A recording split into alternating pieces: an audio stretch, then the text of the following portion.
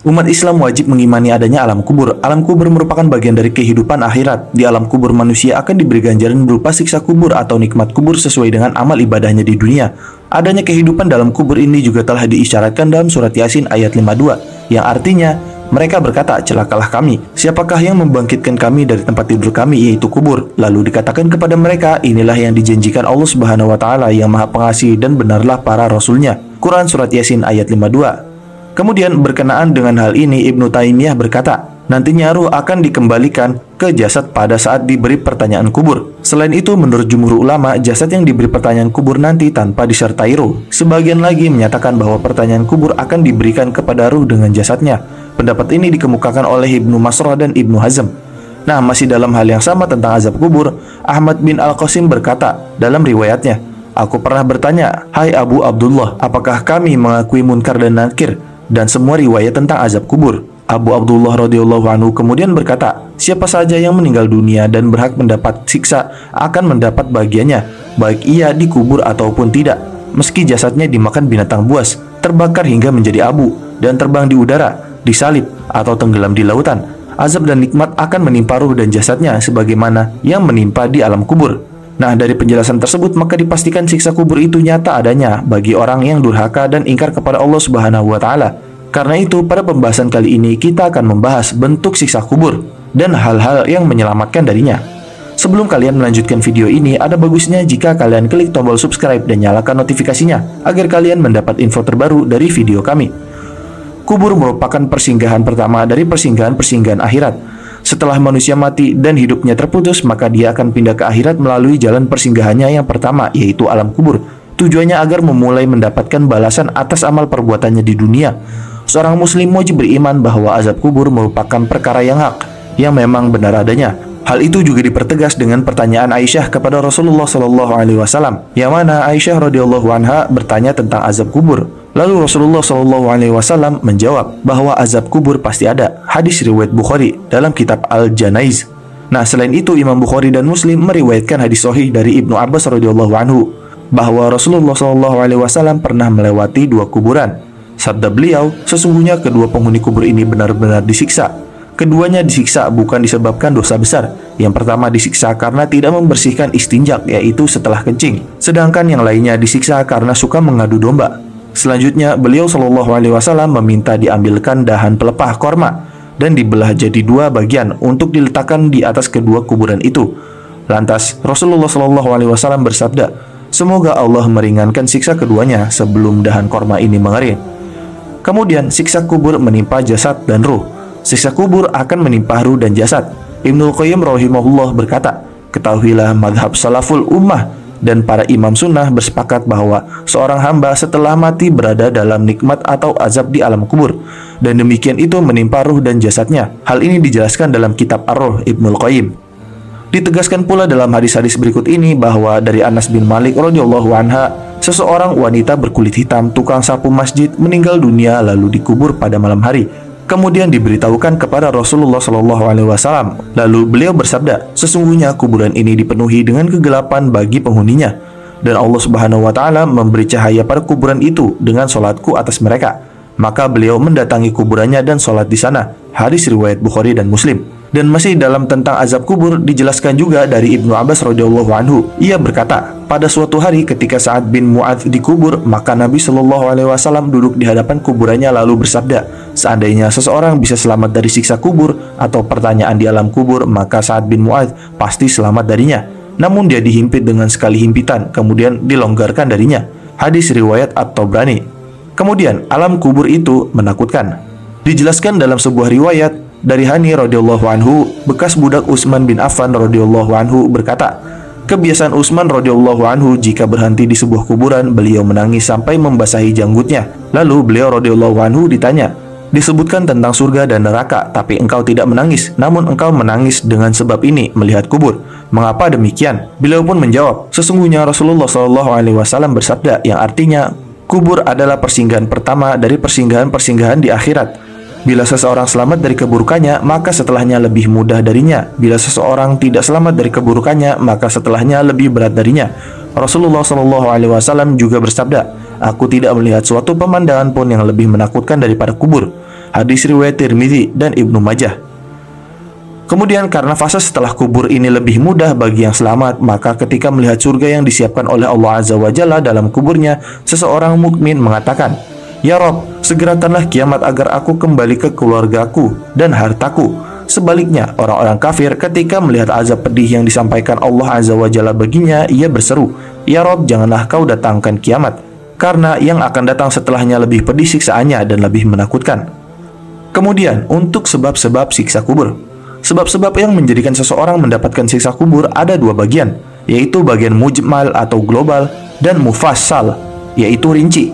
Sebabnya secara mujmal, yaitu global, yaitu kebodohan terhadap Allah Azza wa Jalla, yaitu menyia-nyiakan perintahnya dan menerjang larangannya. Sedangkan sebabnya secara mufassal, yaitu secara rinci, adalah perkara-perkara yang dijelaskan oleh nas-nas sebagai sebab siksa kubur. Dan di sini kita akan menyebutkan di antara sebab-sebab mufassal atau sebab-sebab rinci sehingga kita bisa menjauhinya.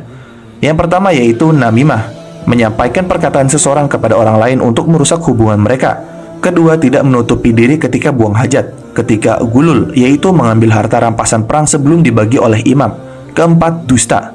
Kelima, memahami Al-Quran namun tidak mengamalkannya. Keenam, zina.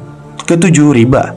Kedelapan, mayit yang ditangisi keluarganya jika mayit tersebut melarang sebelumnya. Lalu untuk bentuk-bentuk siksa kubur, ada beberapa bentuk siksa kubur yang dijelaskan oleh Allah Subhanahu wa taala dalam Al-Qur'an dan Rasulullah Shallallahu alaihi wasallam dalam beberapa sabdanya. Di antaranya, pertama, diperlihatkan pemandangan neraka jahanam. Allah Subhanahu wa taala berfirman, yang artinya kepada mereka dinampakkan neraka pada pagi dan petang. Quran surat Al-Ghafir ayat 46. Dan juga dalam riwayat lain dikatakan dari Ibnu Umar radhiyallahu anhu bahwasanya Rasulullah Shallallahu alaihi wasallam bersabda, "Sesungguhnya apabila salah seorang di antara kalian mati, maka ditampakkan kepadanya tempat tinggalnya dan waktu pagi dan sore. Bila dia termasuk calon penghuni surga, maka ditampakkan kepadanya surga. Bila dia termasuk calon penghuni neraka, maka ditampakkannya kepadanya neraka. Dikatakan kepadanya, ini tempat tinggalmu, hingga Allah Subhanahu wa taala membangkitkanmu pada hari kiamat." Hadis riwayat muttafaqun alaih. Kedua, diberi alas dari api neraka. Nah, tak hanya merasakan panas api neraka dalam siksa kubur, bagi hambanya yang durhaka, Allah Subhanahu wa taala memerintahkan kepada malaikat di alam kubur untuk menyiksanya, sebagaimana yang diterangkan dalam sebuah hadis yang berbunyi, "Gelarkanlah untuknya alas tidur dari api neraka, dan bukakanlah untuknya sebuah pintu ke neraka, maka panas dan uap panasnya mengenainya." Hadis riwayat Ahmad, An-Nasai, Ibnu Majah, dan Al-Hakim. Ketiga, dipukul dengan palu dari besi. Dalam hadis yang diriwayatkan oleh Anas bin Malik radhiyallahu anhu, Rasulullah Shallallahu alaihi wasallam bersabda, ketika orang-orang yang durhaka kepada Allah Subhanahu wa taala tidak mampu menjawab pertanyaan malaikat, lalu ia dipukul dengan besi hingga ia menjerit dengan teriakan yang sangat keras, didengar oleh semua makhluk Allah Subhanahu wa taala kecuali jin dan manusia. Hadis riwayat Bukhari dan Muslim.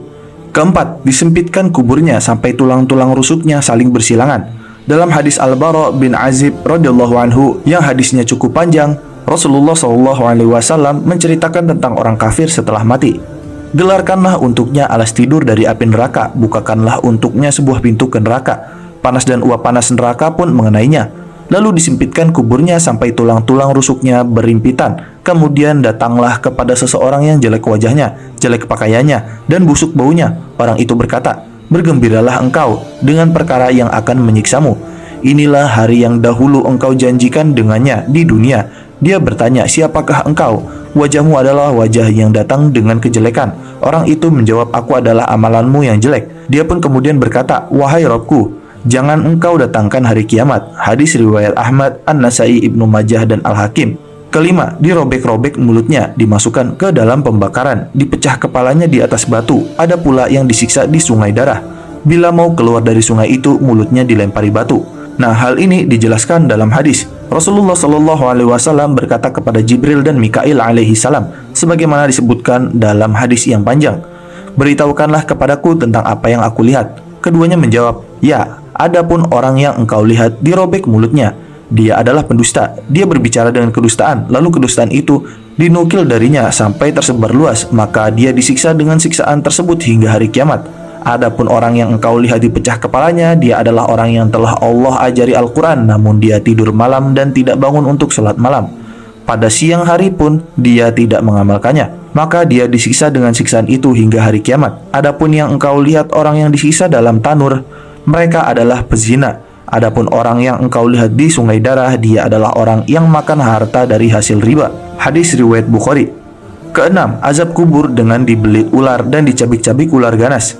Selain di siksa kubur tersebut, Rasulullah SAW menggambarkan tentang berbagai macam siksa kubur. Di antaranya tubuhnya akan dililit dengan banyak ular dan dicabik-cabik ular. Nah, untuk hadis yang dililit ular dijelaskan bahwa seperti yang dijelaskan dalam sebuah hadis, Rasulullah SAW bersabda, dikirim kepada orang kafir 2 ekor ular, seekor ular dari arah kepalanya, yang lainnya dari arah kakinya, yang membelitnya dengan kuat. Ketika tuntas, maka kembali membelitnya hingga hari kiamat. Hadis riwayat Ahmad dan sanad hadis ini hasan. Lalu untuk hadis tentang azab kubur seseorang yang dicabik-cabik ular adalah berikut.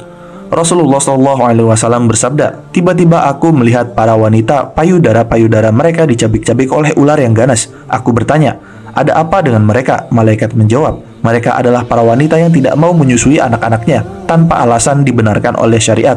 Hadis riwayat Al-Hakim dan hadis ini sahih. Ketujuh, alam kubur sangat gelap dan seram. Dalam sebuah hadis Rasulullah SAW menjelaskan, Rasulullah SAW bersabda, sesungguhnya kuburan ini dipenuhi dengan kegelapan bagi penghuninya, dan Allah Subhanahu wa Ta'ala memberi cahaya pada kuburan itu dengan solatku atas mereka. Hadis riwayat Bukhari dan Muslim. Kedelapan, azab kubur dengan dihimpit bumi. Dari Ibnu Abbas radhiyallahu anhu, ia berkata, pada suatu hari ketika Sa'ad bin Mu'adz dikubur, maka Nabi SAW duduk di hadapan kuburannya lalu bersabda, seandainya ada seseorang bisa selamat dari siksa kubur atau pertanyaan di alam kubur, maka Sa'ad bin Mu'adz pasti selamat darinya. Namun dia dihimpit dengan sekali himpitan, kemudian dilonggarkan darinya. Hadis riwayat Tabrani.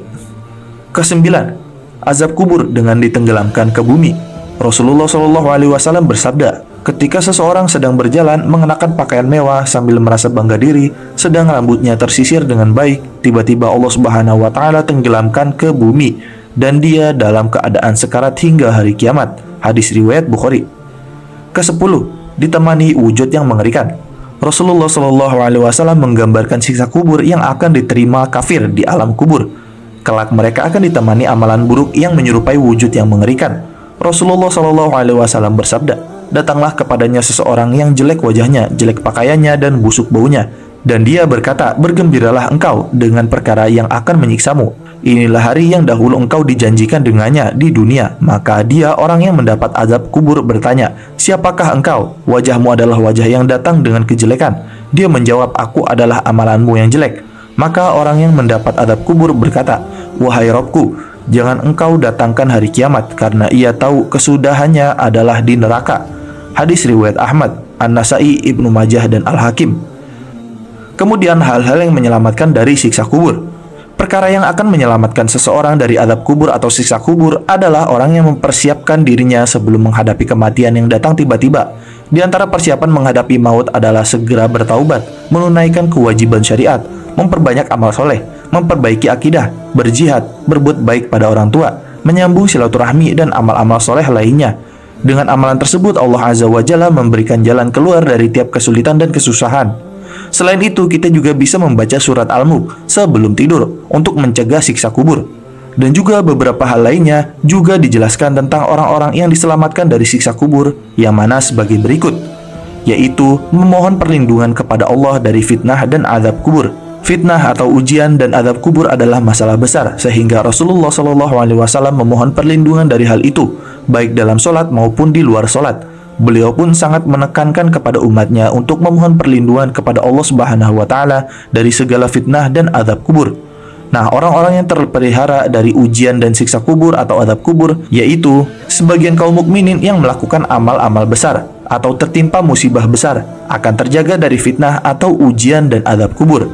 Dan di antara mereka adalah, pertama, orang yang mati syahid. Seperti yang dijelaskan oleh An-Nasai rahimahullah meriwayatkan dalam sunahnya, bahwa seseorang lelaki bertanya kepada Rasulullah SAW, ya Rasulullah, mengapa kaum mukminin diuji dalam kubur kecuali yang mati syahid? Beliau menjawab, cukuplah baginya ujian kilatan pedang di atas kepalanya. Hadis ini disahihkan oleh Syekh Al-Albani. Kedua, seseorang yang gugur ketika bertugas jaga di jalan Allah. Seperti yang dijelaskan dalam sebuah riwayat, Fadullah bin Ubaid meriwayatkan dari Rasulullah SAW bahwa beliau bersabda, setiap orang yang meninggal amalnya ditutup, kecuali yang meninggal ketika bertugas jaga di jalan Allah. Amalnya terus tumbuh sampai hari kiamat, dan ia akan aman dari fitnah kubur. Hadis riwayat Tirmidzi dan Abu Daud. Hadis ini sahih. Keempat, seseorang yang meninggal karena sakit perut. Abdullah bin Yasar radhiyallahu anhu berkata, aku pernah duduk bersama Sulaiman bin Sa'd dan Khalid ibn Uraftah. Mereka menceritakan bahwa ada seseorang lelaki yang meninggal karena sakit perut. Keduanya ingin menyaksikan jenazahnya.